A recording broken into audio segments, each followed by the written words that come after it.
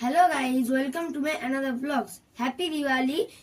ব্লগে আজকে কতগুলো বাজিয়ে এনেছি গাইজ। এখানে আছে 50টা রকেট, 50 পিস রকেট গাইজ।